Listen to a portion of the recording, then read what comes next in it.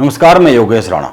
उत्तराखंड कांग्रेस के कुछ नेताओं की बातों को और कुछ हरकतों को देखकर एक बात पर चर्चा की जानी चाहिए। उत्तराखंड कांग्रेस में दल बड़ा है या फिर व्यक्तिगत खुन्नस। अभी घटी एक घटना को देखकर तो यह लगता है उत्तराखंड कांग्रेस के कुछ नेताओं के लिए व्यक्तिगत अदावत ही सबसे बड़ी है दल के मुकाबले। आइए इसी घटना पर बात करते हैं। अभी हाल ही में बीजेपी के सांसद त्रिवेंद्र सिंह रावत ने आम की एक दावत रखी। इस दावत में उत्तराखंड कांग्रेस के सीनियर नेता हरीश रावत भी शामिल हुए। हरीश रावत के त्रिवेंद्र सिंह रावत की आम की दावत में शामिल होते ही कांग्रेस के कुछ नेताओं ने बयान जारी कर दिए। कांग्रेस के कुछ नेताओं को मिर्ची लग गई।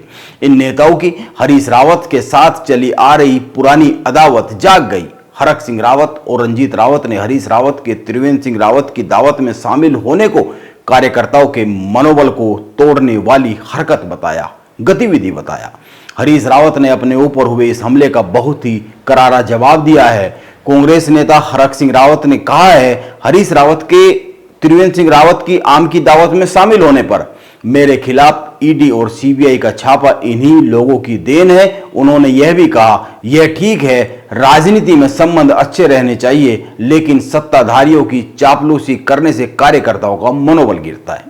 हरीश रावत के एक और पुराने मित्र और कांग्रेस के नेता रंजीत रावत ने कहा, पार्टी नेताओं की इस तरह की गतिविधियों से पार्टी के कार्यकर्ताओं का मनोबल गिरता है। हरीश रावत और रंजीत रावत में एक समय बड़ी गहरी दोस्ती थी, लेकिन अब कैसे संबंध है यह पूरा उत्तराखंड जानता है। 2022 के विधानसभा चुनाव और उसके बाद की कुछ घटनाओं को आप याद कर सकते हैं।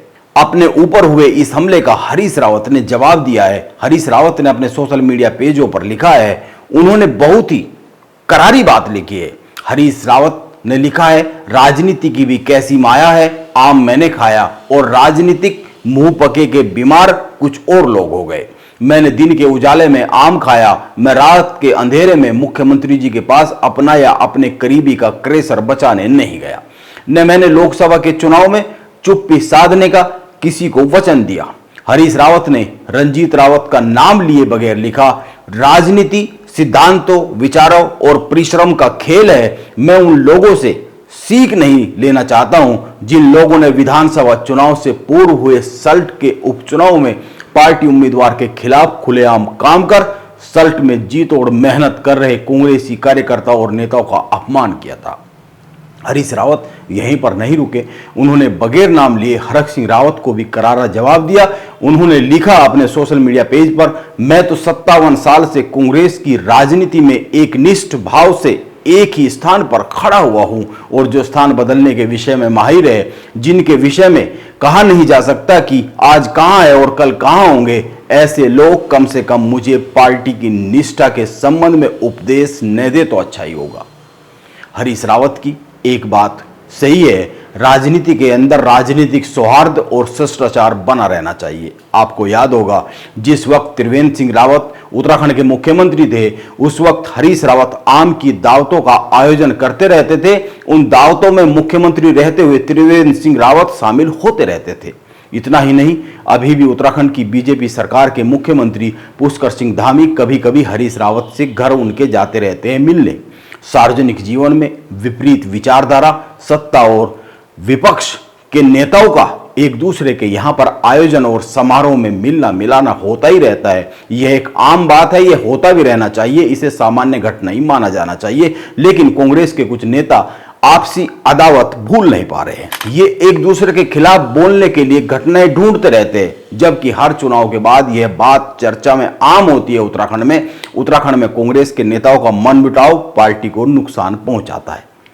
आप एक अन्य बात पर भी गौर कीजिए, अभी कांग्रेस के केंद्रीय नेतृत्व की ओर से गठित की गई फैक्ट फाइंडिंग कमेटी के मेंबर पीएल पूनिया देहरादून आए थे। उन्होंने उत्तराखंड में हार के कारणों की समीक्षा की, जांच पड़ताल की। 5 लोकसभा सीटों के तमाम नेताओं और पदाधिकारियों से कांग्रेस के उन्होंने बंद कमरे में बात की।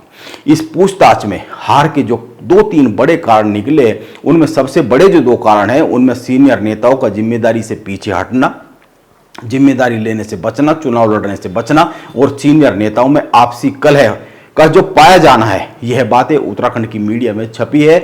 यह जो 2 बातें हैं सबसे प्रमुख तौर पर सामने आई है उत्तराखंड में कांग्रेस को नुकसान पहुंचाने के लिए चुनाव में।